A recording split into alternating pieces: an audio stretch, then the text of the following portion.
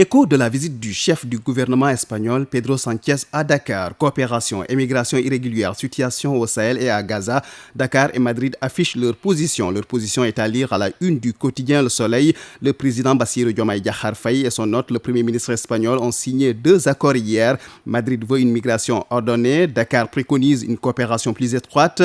Convergence de vues sur la guerre à Gaza. Les détails de ces accords paraphés sont à découvrir dans les colonnes du journal Le Soleil. 24 heures nous apprend que Pedro Sánchez et Bassirou Diomaye Faye sont pour un dialogue fructueux d'intérêt commun. Toujours sur la migration irrégulière, Vox Populi revient sur l'objectif du gouvernement sénégalais qui reste de développer des projets visant à fixer des candidats dans leur terroir et de promouvoir une migration sûre et ordonnée. Le quotidien barre à sa une, le Sénégal et l'Espagne veulent une émigration choisie. Et puis l'image de Macky Sall omniprésente dans toutes les parutions du jour. Bilan de ses 12 ans de pouvoir, un livre pour blanchir Macky. L'info est dans l'info quotidien. C'est avec fierté que l'ancienne mouvance présidentielle a rendu hommage hier à travers la publication d'un livre bilan.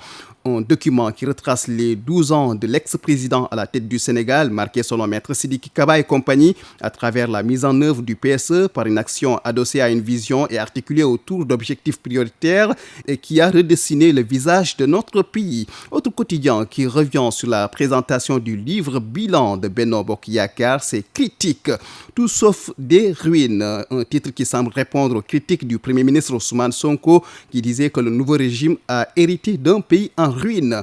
Entre le bilan matériel et celui immatériel, le livre blanc s'est plutôt focalisé sur les acquis des gestions et des fortes réalisations qui cadrent mal avec l'annonce des nouvelles autorités estimant avoir hérité d'un pays en ruine. Surfant sur les grands chantiers et les pays de géants dans la politique infrastructurelle, le document met en lumière la partition achevée de Macky Sall dans la trajectoire de développement du pays. L'évidence de nous renseigner que Benno Bokk Yakaar se glorifie d'un bilan historique, les multiples réalisations dans les secteurs vitaux passés au crible, mais Sud Quotidien constate l'absence de l'ancien Premier ministre Amadou Ba et s'interroge, est-ce une confirmation du divorce?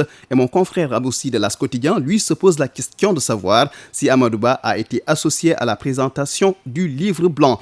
Il s'explique, ni lui ni les apéristes réputés proches de lui n'ont été aperçus au siège de l'APR. En tout cas, l'absence d'Amadou Ba semble confirmer davantage les relations exécrables entre lui et ses camarades de l'Alliance pour la République, créant ainsi une scission de la formation politique de Macky Sall. L'As Quotidien a également noté l'absence des responsables de l'Alliance des forces du progrès de Moustapha Niasse.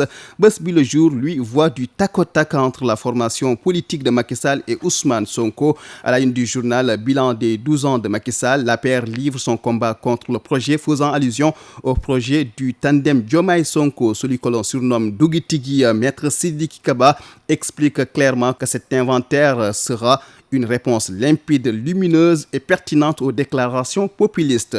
Maître Marium déclare, je le cite, « Vous verrez sous peu des baptêmes d'enfants qu'ils n'ont pas enfantés ». Fin de citation. Il insinue une continuation des projets de Macky Sall. Mansour Faye, lui, réclame le retour de l'ancien président Macky Sall. C'est la nostalgie qui tient les apéristes qui ont célébré hier l'ex-chef de l'État sénégalais. L'insécurité grandissante dans la cité. Dakar a peur. Attaque à main armée hier à Guédiawaye. Le commerçant prend une balle à la poitrine et échappe à la mort. C'est la une de Bës Bi Le Jour. L'As Quotidien raconte le film de l'horreur. Un agresseur armé d'un pistolet débarque et emporte l'argent. Ça s'est passé hier en plein jour à Médina Gounass à Guédiawaye. Il a fait irruption dans la maison de l'homme d'affaires Amadou Ouri Diouf, réclamant un sac qui contient de l'argent. Face au refus des membres de la famille, l'assaillant a dégainé son pistolet et a tiré à bout portant sur le commerçant avant de s'emparer du sac et prendre la fuite avec sa moto Jakarta.